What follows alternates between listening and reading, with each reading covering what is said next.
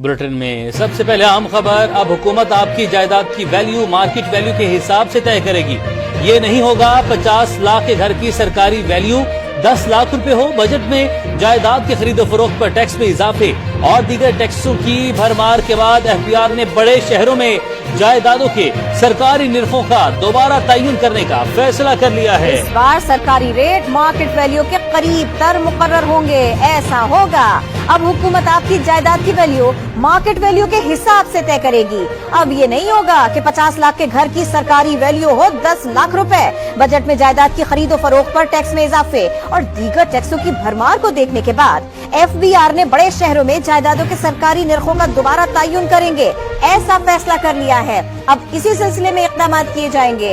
इस बार सरकारी rate market value के करीब तर मुकर्रर होंगे। अब से ऐसा हुआ करेगा। प्रॉपर्टी के नए रेट्स का तयन जुलाई में शुरू होगा। जरा एफबीआर ऐसा बताते हैं। बुलेटिन में सबसे पहले अहम खबर। अब हुकूमत आपकी जायदाद की वैल्यू मार्केट वैल्यू के हिसाब से तय करेगी।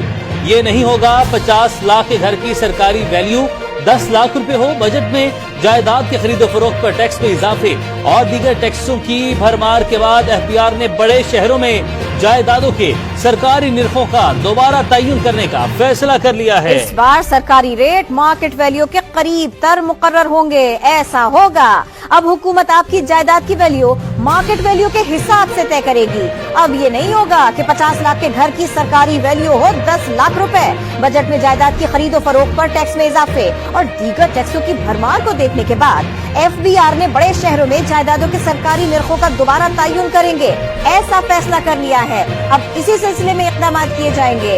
इस बार सरकारी रेट मार्केट वैल्यू के करीब तर मुकर्रर होंगे। अब से ऐसा हुआ करेगा। प्रॉपर्टी के नए रेट्स का तयन जुलाई में शुरू होगा। जरा एफबीआर ऐसा बताते हैं।